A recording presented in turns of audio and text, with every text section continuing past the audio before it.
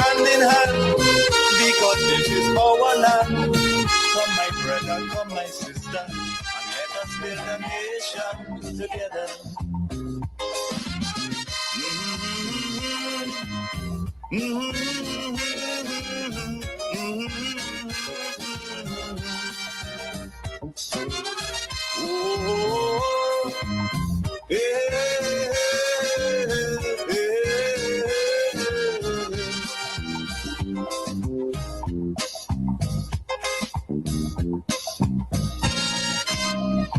So much of things that we need to see about. Yes, indeed, so much of things we need to see about. And you know what I am talking about. Grenada, Carriacou, and Petite Martinique deserve all our efforts, all that we can give to her, so that this place will be transformed, so that this place will be better, not just for this generation, but for the next generation and the next generation. I want to welcome you to the hub. Again, we have a moment in time to reason. And I want to start off with some positive news. I love to feature positive stuff. St. John. Finally, WASH program has touched the constituency of St. John, and I am happy to report that we've had so many recipients. Of course, we can't deal or reach everybody in this first dispensation, but I'm happy that we were able to target over 15 homes, most of whom never had washroom and toilet before, never had proper sanitary facilities. And so I am very proud and happy that we have brought such a program to the people. This is what true and real representation looks like for the constituency, touching vulnerable households, touching households where people are trying to make ends meet and trying to provide for their families. So I am happy that we had a wide cross section of recipients. We had the more mature, not so mature. We had single parents, single mothers, single fathers as well too. So I am very happy that we were able to do that. In conjunction with our housing program underneath the Ministry of Housing, we were able to have additional beneficiaries come on the program. So stay tuned, you will hear their testimonies. It's a go for WASH, it's a yes for WASH, and it's a yes for the MP for St. John. Hi, my name is Shemina Lead. I am a resident of St. John, one of the beneficiaries of the WASH program. I would like to say thank you to the government of Grenada for helping me finally accomplish my dream of having an inside bathroom and toilet. Although the process has been long, I would like to say I appreciate it because I have started it on my own, but true because of financial constraint, it was difficult for me to complete it. So I would like to just express my gratitude to the government and the WASH program for helping us. And one thing I can say, I commend the government. The WASH program did not just extend to a central-based program, it went up to the hills in difficult areas in which you yourself would have found it a little bit difficult to transport materials and things like that. So I appreciate you. Thank you. I would like to say a special thank you to the Honorable Karen James for selecting me to be one of the beneficiaries, because I know having an inside bathroom and toilet is a goal for many residents of St. John. So to help in the feat of contributing towards that, I would like to thank the Minister for selecting me to be one of the beneficiaries. Yeah, my name is Stephen Fraser. I belong to Victoria, but come and I live down here. After that, I come and I bought a place here, and we have decided to settle and things. And whatsoever. But the bathroom and the toilet, well, in the sea used to flush and things. And they come and they told me about they go help me build one and whatsoever, and they did. And I thank God for that. My name is Delcia St. Paul. I'm happy, I'm pleased with the toilet and bathroom I get. I really want to thank the team who do it. It's real good. I enjoy it. I'm happy that my children could have something good. I really want to thank the Minister, Ms. Karen James, for she hard work that she done with the team to give us a proper bathroom and toilet so that we could feel happy and comfortable. Thank you, Ms. Karen James, and thank you to the team. Thanks. Job well done. My name is Selwyn Lewis. alias Blue Balls, living Upper Dipperton Street. The new bathroom is very nice, very good. I'm going to enjoy it very well. I go to the government toilet before, and sometimes I go and throw it empty in the seawater. And I'm glad for the toilet again and bathroom.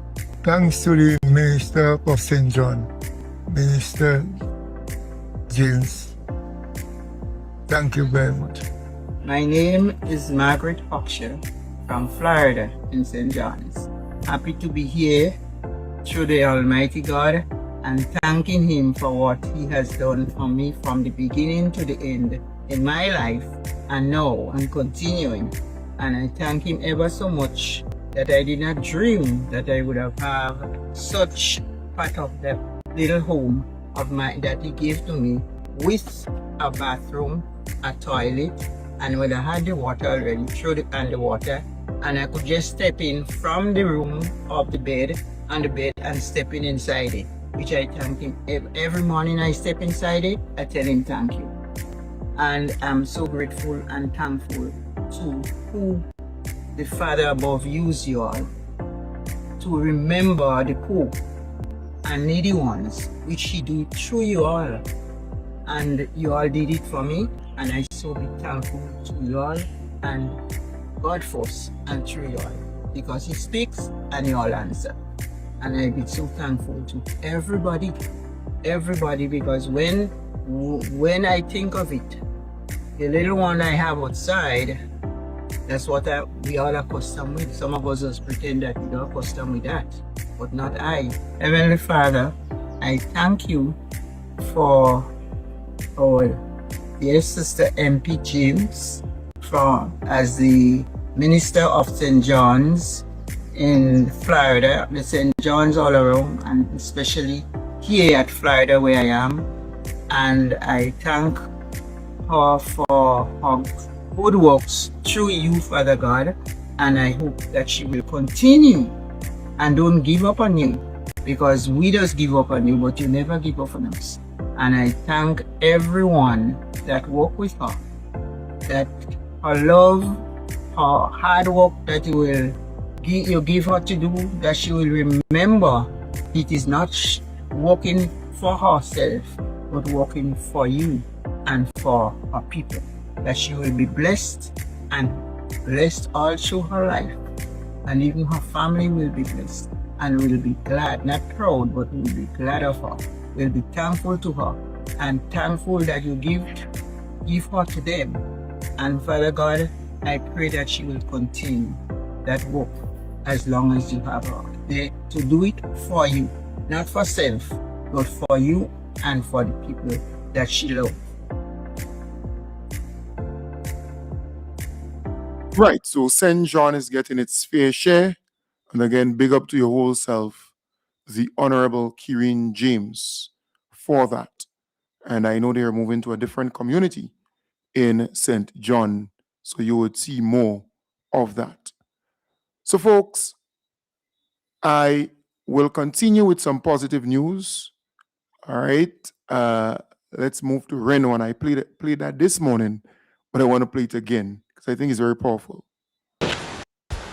The quality is a high quality because number one, you're receiving the mix and a perfect timing, and you don't have to waste time, it's just now for now.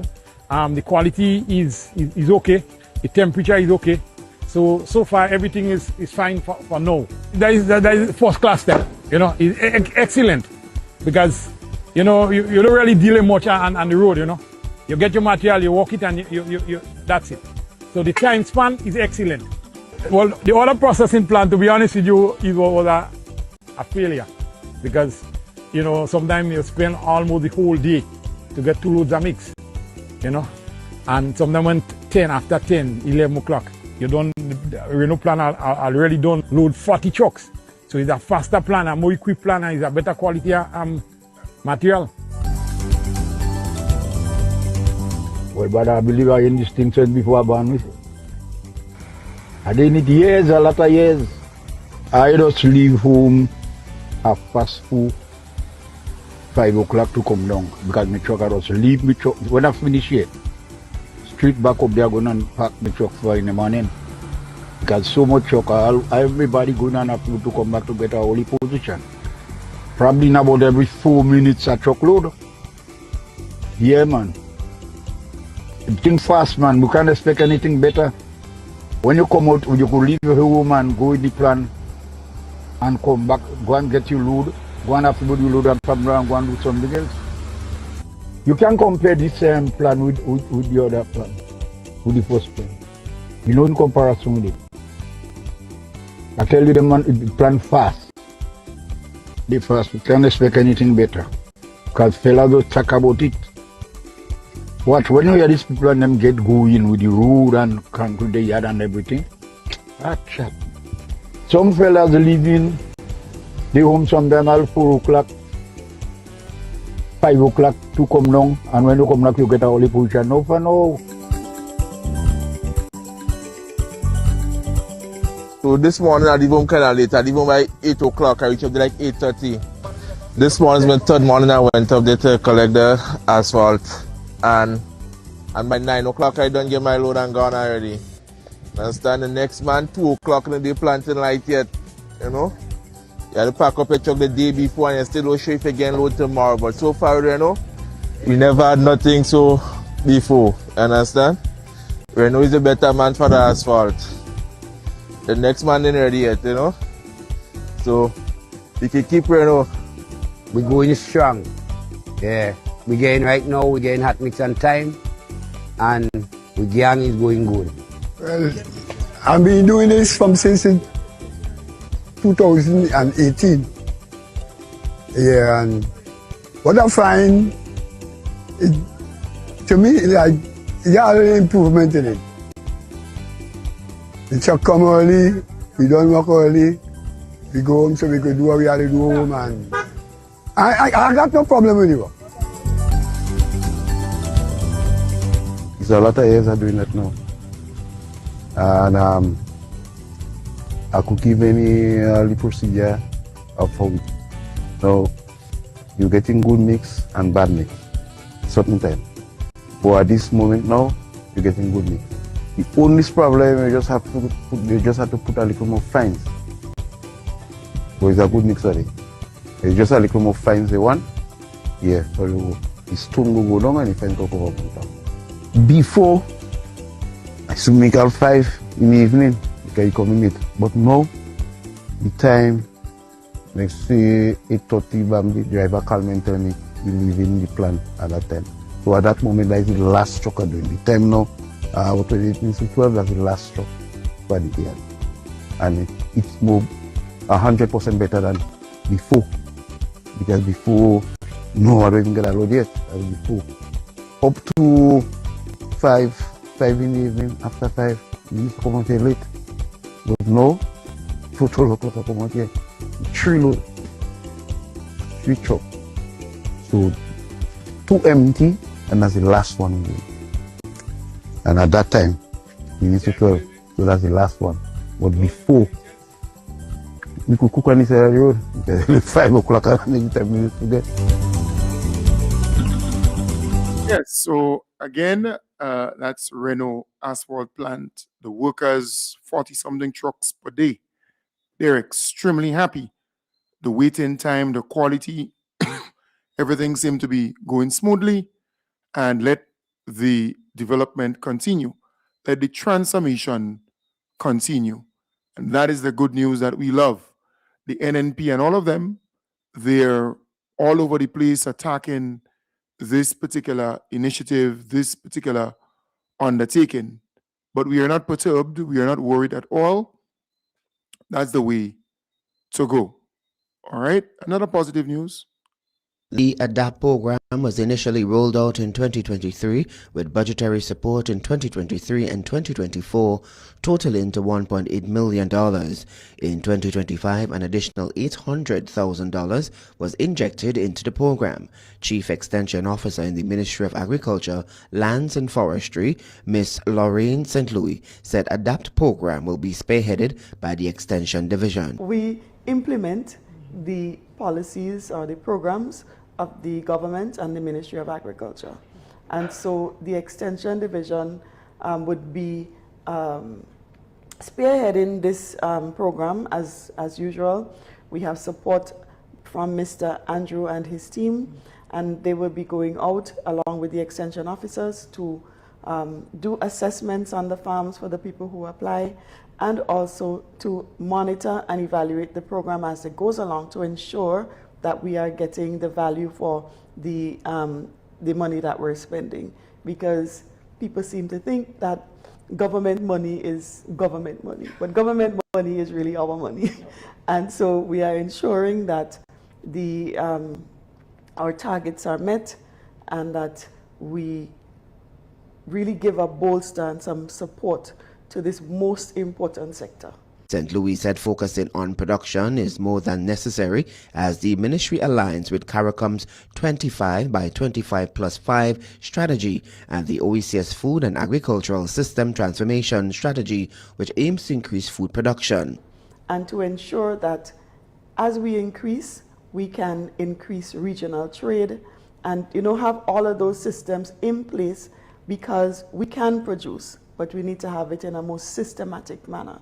And to ensure that our region is food secure, we must put those support systems in place to ensure that our farmers can produce. Under the 2026 ADAPT program, the Ministry of Agriculture, Lands and Forestry will focus attention on specific crops including banana, plantain, sweet potatoes, yams, dasheen, corn and peas, carrots, sweet peppers and hot peppers. Coordinator of the ADAPT program, John Andrew, highlighted the key aspects of the Agricultural Development Assistance Program for this year. The program this year is designed to cater for the needs of registered farmers, actively producing farmers who have legal access to commercially viable plots of land, quarter acre and above, and farmers who are committed to working along with the Ministry of Agriculture's programs and activities and so on. As said before, the program aims to increase production, and that will be done through establishing new plots in some cases, rehabilitating or expanding old fields in the selected crops that we are dealing with for this year. In some cases, we're looking at doing 1 acre. In the case of banana, we will do half acre. In the case of crops like plantain and corn and peas, sweet potato, carrots, hot peppers. And then we encouraging commercial amounts of crops like tomatoes, salad peppers, and dasheen, yams to the tune of around quarter acre. Assistance, including budgetary support, will be provided in the following areas: labor, land clearing, planting, maintenance, harvesting, seeds and seedlings, tractor services, material inputs, insecticides, weedicides, growth boosters. Registered farmers with agricultural lands of no less than half of an acre are encouraged to apply to become beneficiaries of the program. Applications can be completed online via the Ministry of Agriculture, Lands and Forestry's Facebook page, or forms can be filled out at your respective district extension offices. Yeah, so that's very good news to the farmers. Again, things are happening. So folks, I want us to listen to this piece in the Parliament today, where Emlyn Pay made certain allegations, certain pronouncements. This morning, I told you I heard on the Plead Your Cause program where this activist called in and accusing the Africans who came here of assault and all kinds of stuff like that.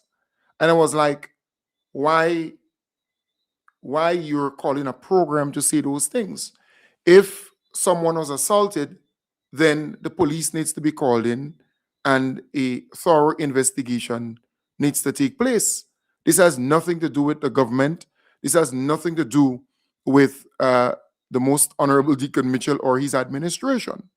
Then, I mean, the thing is so foolish that the opposition leader went in the Parliament and made certain pronouncements around some allegation and calling for an investigation and so on. And then you ask yourself, but wait, her husband was a police officer. I think he rose to the rank of superintendent or acting deputy commissioner, something like that.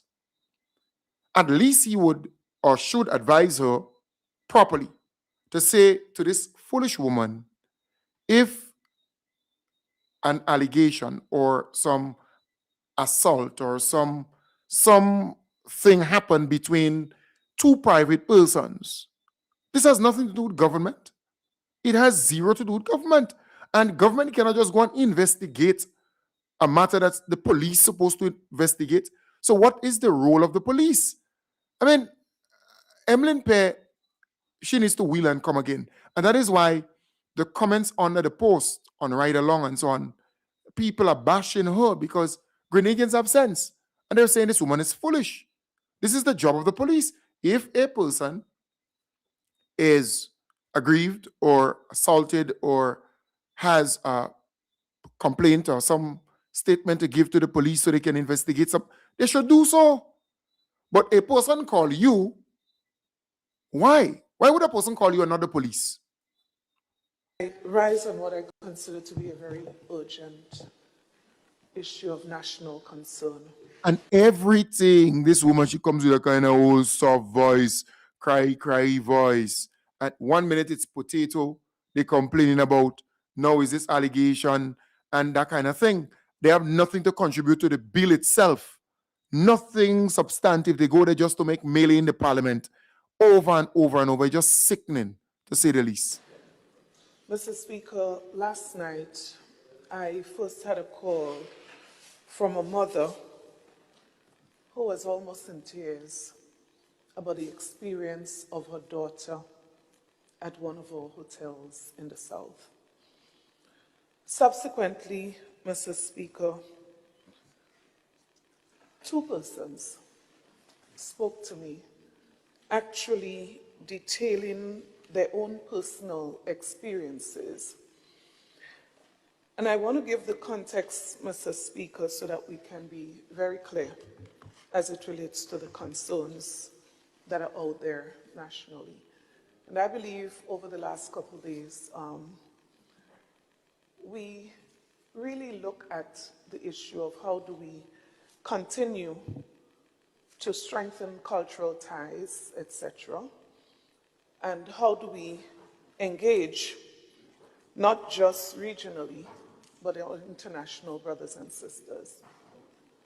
But Mr. Speaker, we cannot hide the fact that there are serious concerns out there, particularly of young girls who are reporting incidences as it relates to guests hosted in Grenada by the government of Grenada. Mr. Speaker, it is worrying, some of the reports. And in some of these cases, references were made to similar incidences a couple months ago when previous delegations were hosted. In one case, Mr. Speaker, the individual, when advised to report what had happened to her superiors, her concern was the fear of losing her job. And so, Mr. Speaker, I'm raising this because I believe... And my concern is, why is the Speaker allowing this woman to use the parliament when there was no, in other words, this was not the subject matter.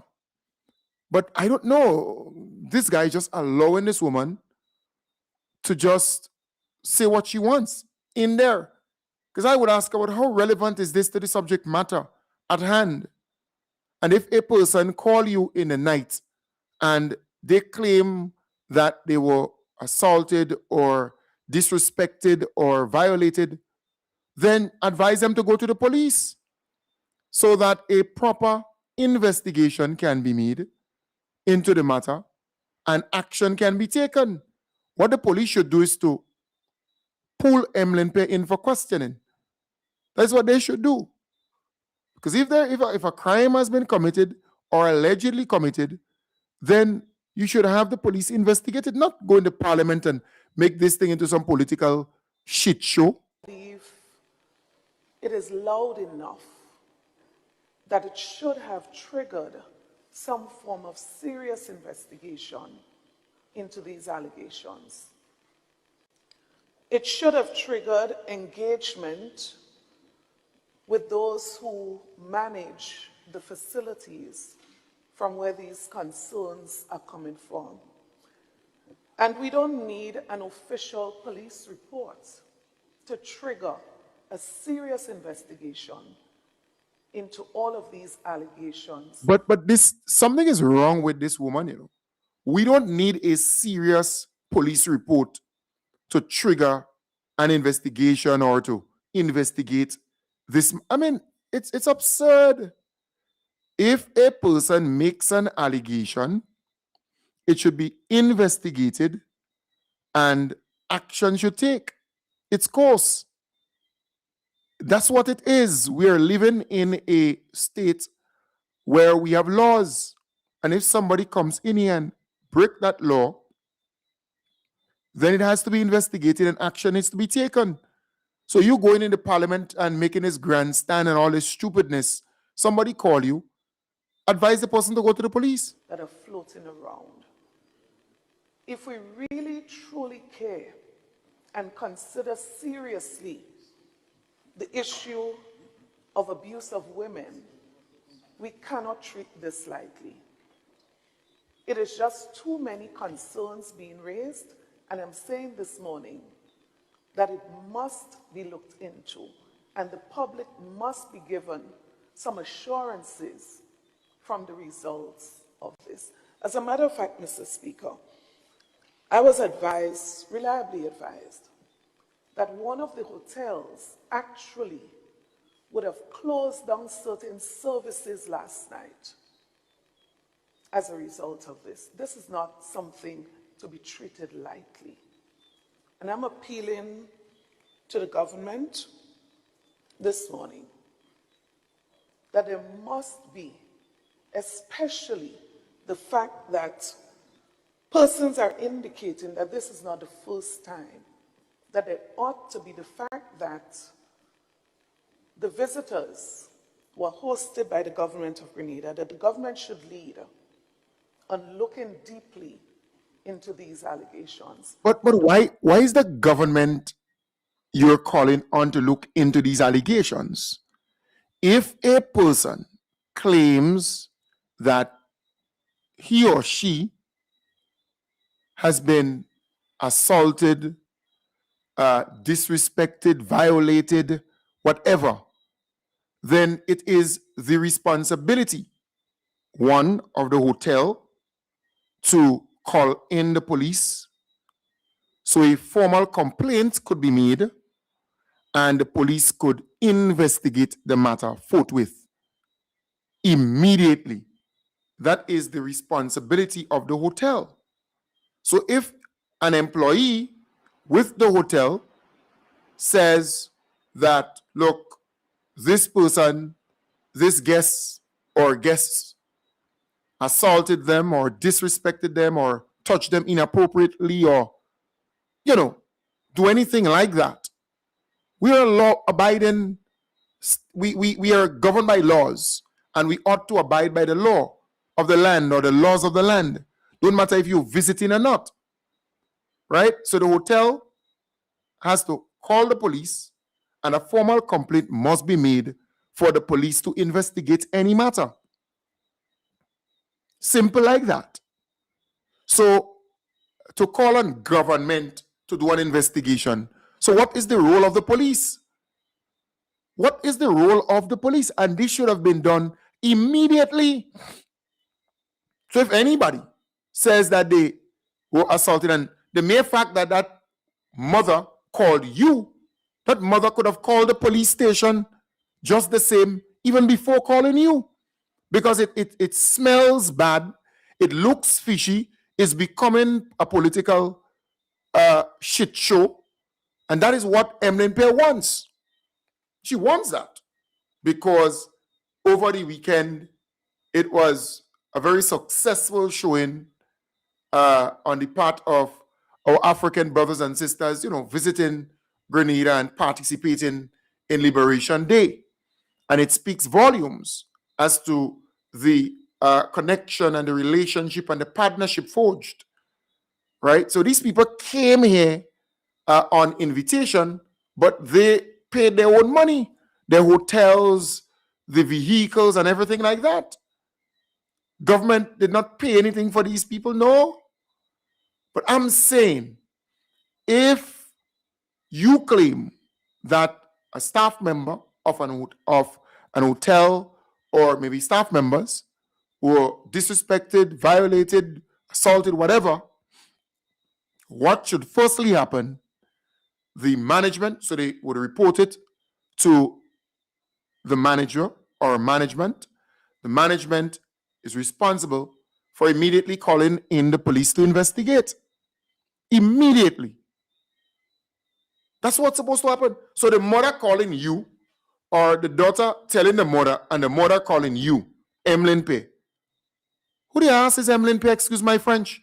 Who's this woman? Are you a police? Is she a police officer? Is she an officer of the law? Is she an investigating person? Who is Emlyn Pay? Why are they calling you? You should call the police. So this thing looking even more fishy, even more silly, and making this woman look dumb. Emlyn Pay looks dumb. She's foolish. She should have advised the mother and the daughter to go to the police station. Because that is what's supposed to happen. When you go into parliament and making yourself a damn jackass, or Jenny ass, as a female of the donkey, right? That is what you're doing. You're fooling yourself. Because you believe you're going to get some sympathy. What do you believe? You're going to get some political mileage out of this? People go sorry for you that you're speaking on about this thing in the parliament. And what really you're trying to achieve? Come on. People have sense outside here, you know. This is not 2001 and 2002 and 2003 or 1996 and that kind of stupidness, you know. Come on, man. We bigger than that. Of course, to report to the public the findings and the results of these investigations. Mr. Speaker, this is not something that we should rest, and I would hope to hear on this matter from the government, as many persons have been speaking to persons in authority about their concern, including one person who had a conversation with a police officer who advised her that she should want to be careful about going forward with this because her job could be at risk. This must not be treated like I mean, we could have storytellers, but Emlyn Pay could really tell a story, you know. I mean, come on. So she spoke to a police officer in South St. George. They have a big police station there, and it's in the hotel belt, 2 minutes away from the hotels in the south. Come on.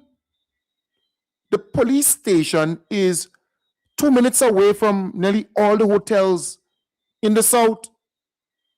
So all you need to do is to call the police, inform the police, so they can come and do an investigation. But to go in the parliament, Emlyn Pay, what are you trying to achieve?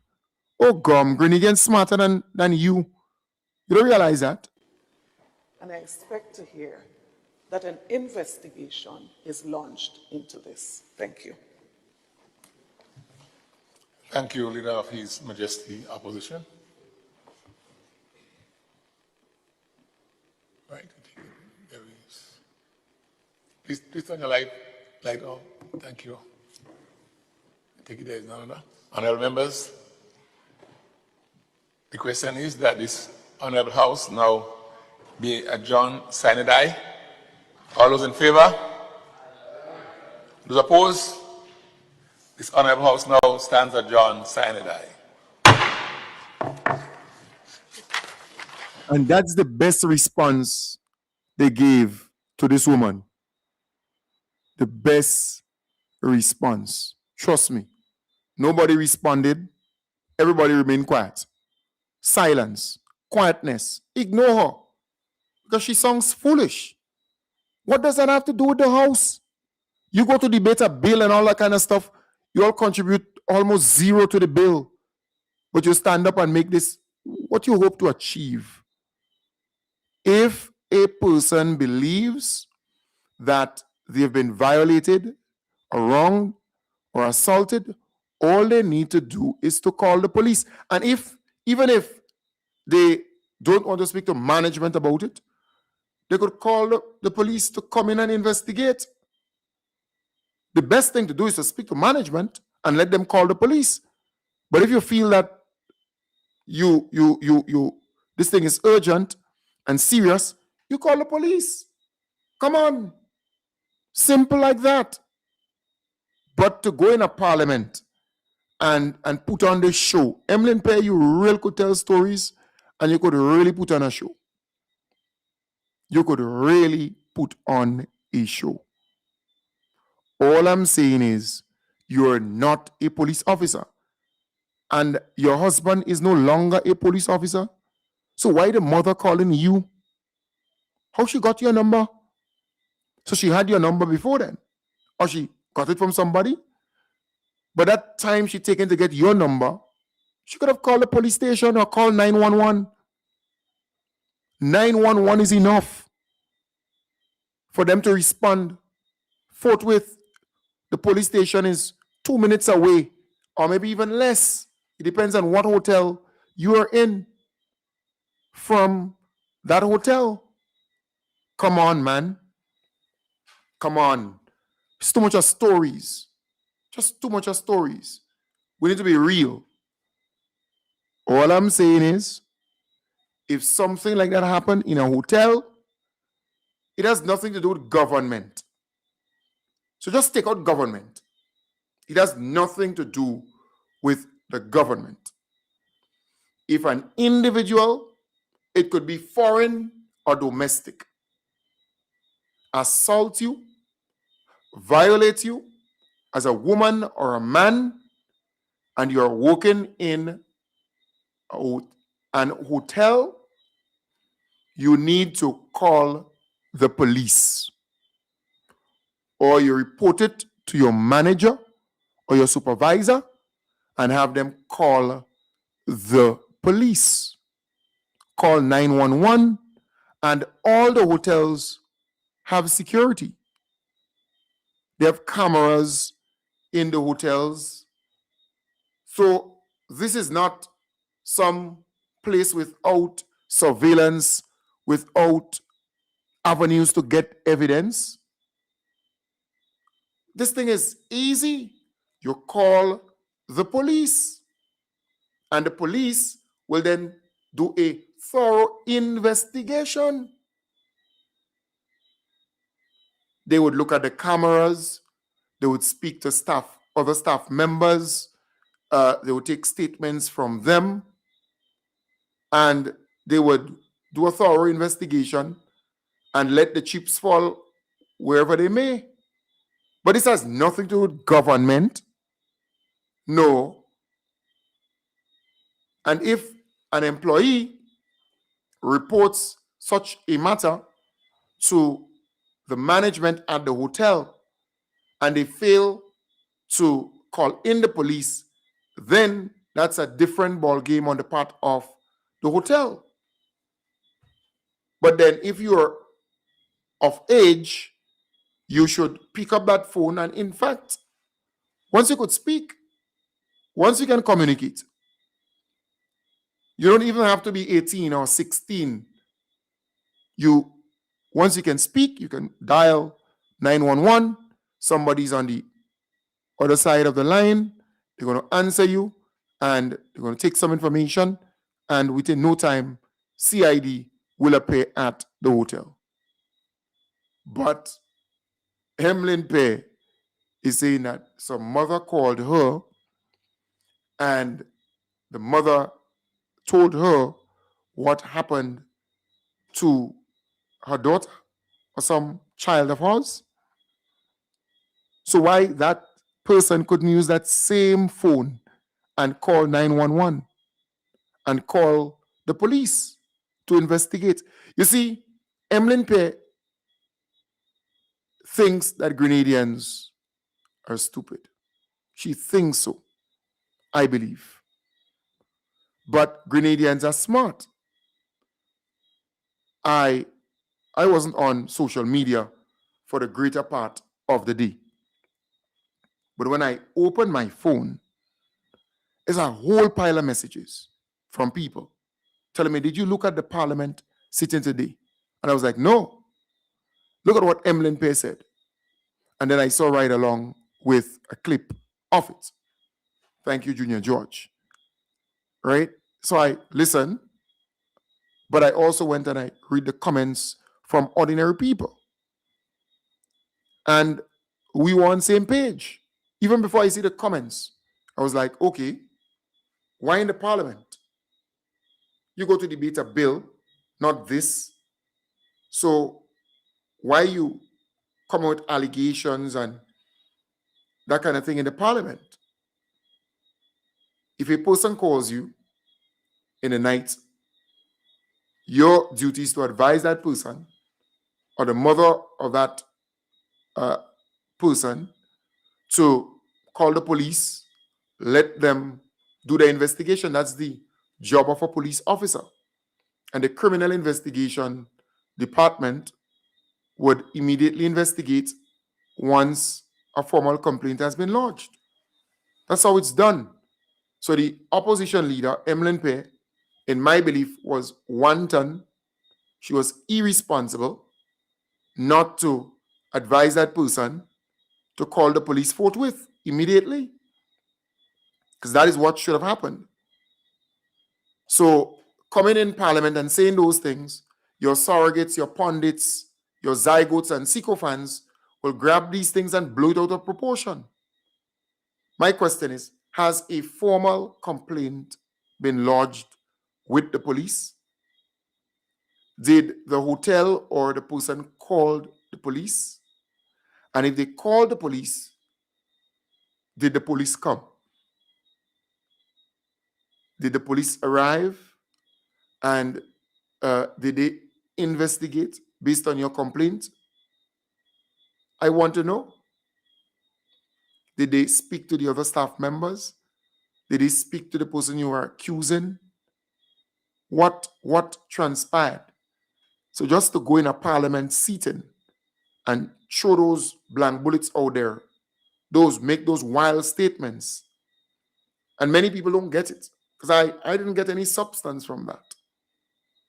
I could see if she said, well, the person called her and the person made a complaint with the police and the police was called in, complaint was lodged, they investigated, this is what they found, and this is the situation. I could understand that. But to just go into parliament and say this kind of stuff, come on. Come on. It's just for political mileage. I don't know if she believes she can get political mileage out of this, but I don't think so. I don't think you will. So, boy, Lord, hear us. I am baffled, but not surprised. Political expectations are rising in St. David as students and community members now have a dedicated space to learn and produce music that will support the parish's development. On Thursday, officials officially opened the new music school in Bellevue, St. David. Parliamentary Representative and Prime Minister Honorable Deacon Mitchell partnered with the People's Republic of China through its embassy to fund the project and provide the instruments and supplies needed to equip the school. The Prime Minister expressed confidence that the school will nurture local talent and produce outstanding musicians that the parish can proudly celebrate. He also encouraged students and other community members to take full advantage of the opportunity. Within the walls of the music school, you have an opportunity not just to dream, but to create your dreams.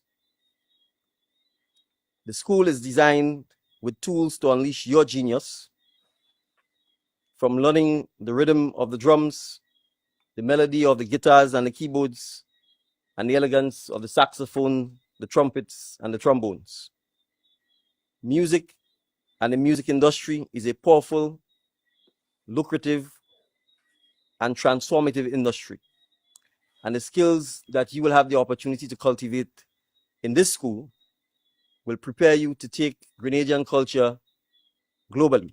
Chinese ambassador to Grenada, His Excellency Zhang Shu, commended the government on the initiative, which augurs well for Grenada's development.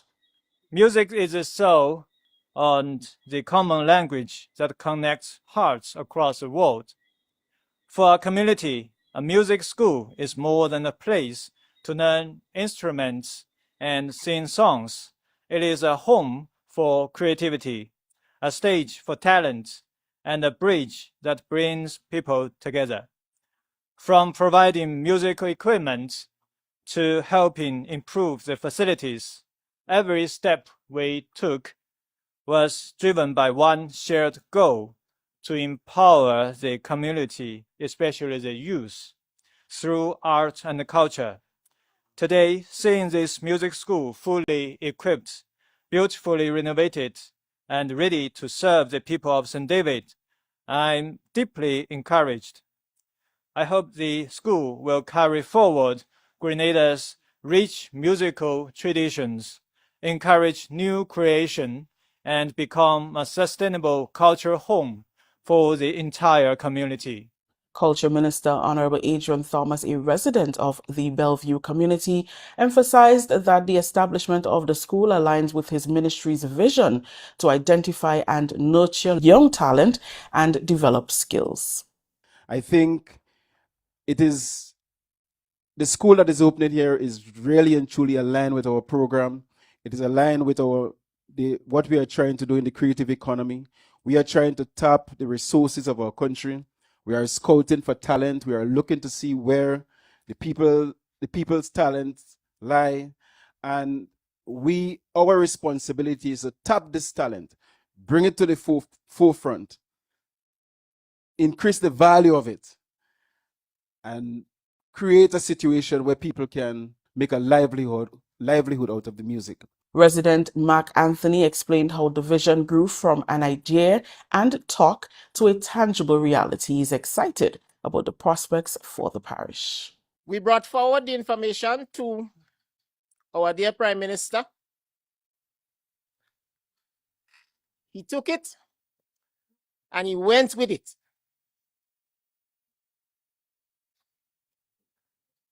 People were like, that's taking long. When? I said, don't worry. It takes time, it takes money, it takes sponsors. It's costly. Here we are today. We spent night after night after night in that building behind us here. You're going to get to see what hard work is. You're going to see what generosity is. And on top of this, this is why I would like to thank the People's Republic of China, the ambassador right here with us. They would have put the funding together to give us something that is going to make history in St. David. We would have had bands in the past, Mr. Chateau's band. We would have had Mr. Paulie Regis band, and these people, they had no funding. We are fortunate today that we will be able to build musicians. I'm still not a musician, but I was interfere with a drum or a guitar sometimes, and I might think of playing music, right? But what I would love is that everybody who passed through this building behind here, I would love to sit back and listen to them. Yes, thank you very much there. Yeah, and look, this is good. This is really, really good for St. David and Grenada as a whole. Someone said these people, meaning Emlyn Pair and the NNP, they want to govern Grenada. They want to come in power. But Emlyn Pair seem not to be understanding. When she speaks, it can go very far. And it can damage the reputation of Grenada and the whole tourism sector can be affected adversely. So something like that, you should not be speaking about it in Parliament or anywhere else, but you should advise the person to go and make a formal complaint to the police and let them investigate the matter. Because it should not be thrown out as some political ploy or some kind of campaign stupidness. Because it could be damaging to the image of Grenada, right? So I'm saying you have to be very careful what you see and where you see it. Where you see it. Because this is being talked about all over social media. It will get outside of Grenada, outside of the usual people. It will get very far. And sometimes it's like they don't sit down and think about it,